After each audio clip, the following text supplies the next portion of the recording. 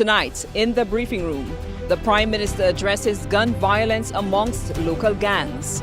Efforts underway to keep St. Lucia's youth meaningfully engaged. Cabinet ministers go on the record in our Point Blank segment featuring some of our local press. And Gros Islet opens a new recreational park. I'm Melissa Paul, Press Secretary to the Prime Minister. Tonight, Prime Minister Honorable Philip J. Pierre has issued a clear call for an end to gun violence. His statement follows the tragic shooting in the capital this past weekend, which claimed 2 lives and caused deep concern across the nation. This senseless violence must come to an end. We will not allow the safety of our streets and communities to be compromised by those who have clearly lost respect for human life. We can, and every effort will be made to break the cycle of violence, particularly violence among gangs seeking reprisals. In a statement on the matter, Prime Minister Pierre says immediately after the incident, he convened a meeting with the High Command of the Royal St. Lucia Police Force for an update on their plans to restore safety to the island's communities. We are working tirelessly to gather evidence, interview witnesses, and track down the perpetrators. Our technical and investigative teams are fully engaged, and we are confident in our ability to resolve those cases. The Prime Minister also reminds citizens that the fight against crime is a collective effort involving multiple agencies as well as cooperation of the public. I know that many St. Lucians feel anxious and frustrated. Your feelings are real. I hear them, I share them, and I assure you that the police will take all necessary action to ensure that these situations are brought under control. You're watching In the Briefing Room. When we come back, the government deploys additional measures to keep the nation's youth gainfully engaged, and the town of Gros Islet opens its own recreational park.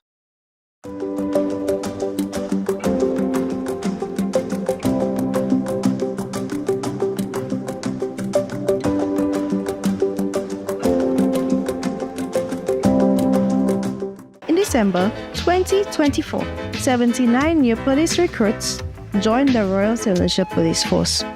This December, another 80 officers will graduate. By the end of 2025, that's 159 new officers trained, ready, and on the street. This $1.24 million investment, made possible by the reinstatement and increase in the police training budget, is part of this government commitment to fighting crime and protecting every citizen. Your government is working for you.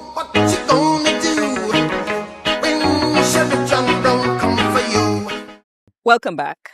This year, the government's summer employment program has accommodated more than 200 secondary and tertiary level students who are currently participating in internships across government service centers. Minister for Labour, Honorable Virginia Albert Poyot, outlines some of the areas of focus. We look at how we can provide opportunities to develop important personal and professional work skills, such as team, effective communication, problem solving, and conflict management. These skills are essential for their personal growth and future employment. So while they are still in school, they are already trying to adapt to the work environment. The government remains committed to providing opportunities for St. Lucia's youth through several programs under the Youth Economy Agency. When we return inside the briefing room, the local press ask our ministers point-blank questions and new equipment to make your daily commutes a little smoother.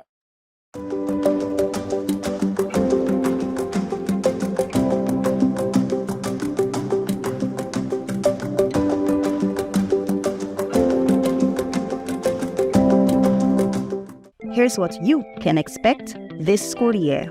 $250,000 for free feminine hygiene products in schools. Temporary teachers will now be paid in August. Grants to private early childhood centers will increase from $2,500 $3,000 per school. The tuition subsidy for children, private early childhood, pre-K schools will double from $50 to $100 per child.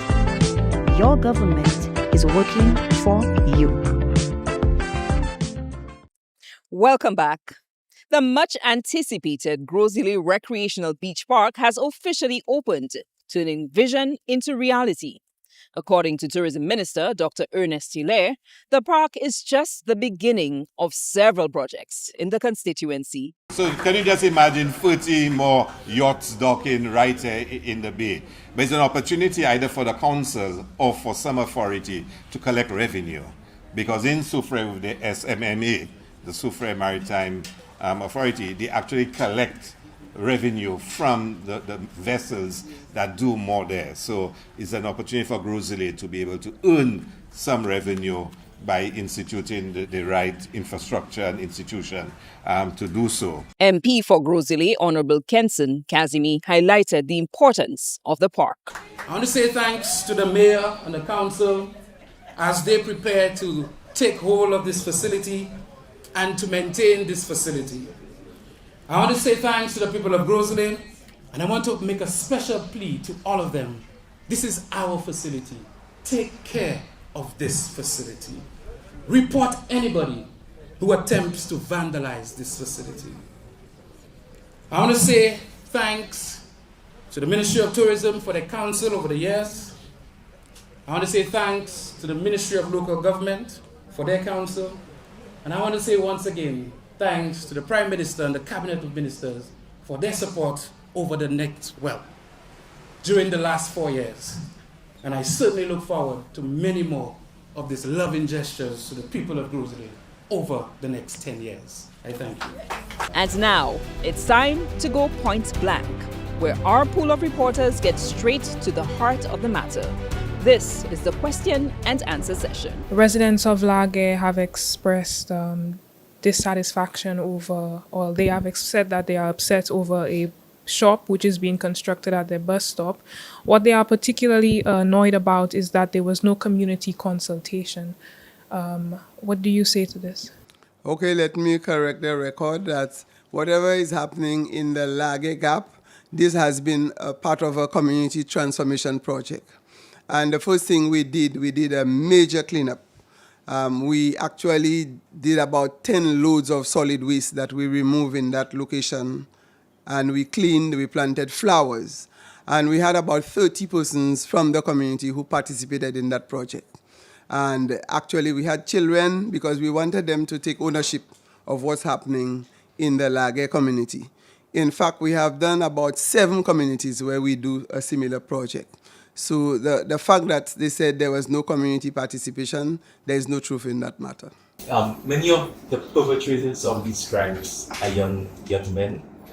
What do you say to young men in particular about their involvement in criminal activities, and how would you encourage them to stay away from that? We seem to be thinking that the matter of crime reduction is unilateral. It deals only with the office of the Prime Minister or the Minister of National Security. It's not. It's a holistic. Many areas of government are dealing with crime reduction. Many areas. The Ministry of Sports with their professional football, their professional cricket. Scores of young people are getting paid to play cricket and football, getting paid every month. That can be seen as a crime reduction strategy.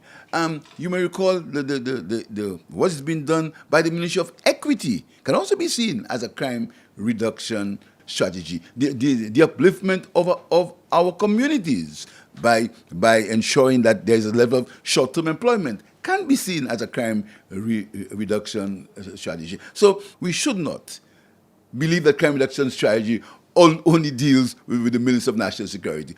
I know you said that you don't get into the operational matters of the police, but allow me to ask one that maybe hinges more on the line of legislative.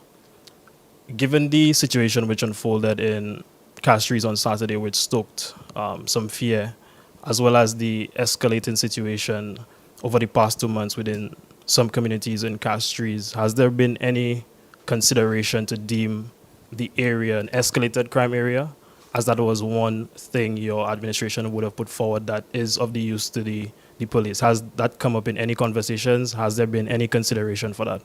Escalated crime areas are given out the advice of the police, and the police have not advised me as yet on to do that.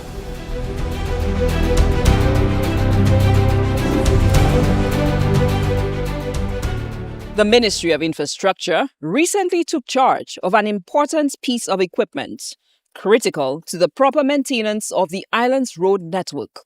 According to Infrastructure Minister Honorable Stephenson King, the pothole patcher truck will help ease the stress of the daily commutes.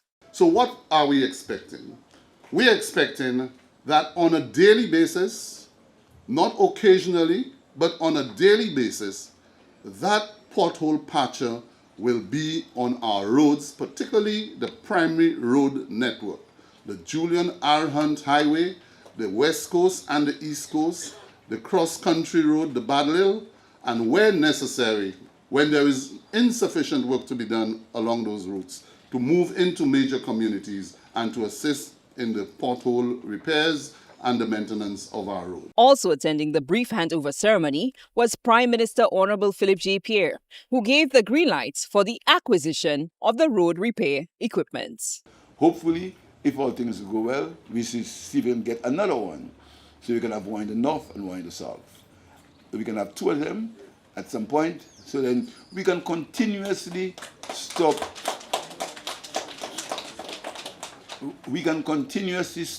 the irritation of falling in the pothole. So even though the road may not be as smooth as you want it to be, we can stop the irritation. So this is where we're going. And I'm speaking to the technical director. He told me that the St. Lucian staff that he trained were very receptive, and he thought that they would be able to operate it well. So I want to thank him and thank the staff for doing what they always do to the best of their ability.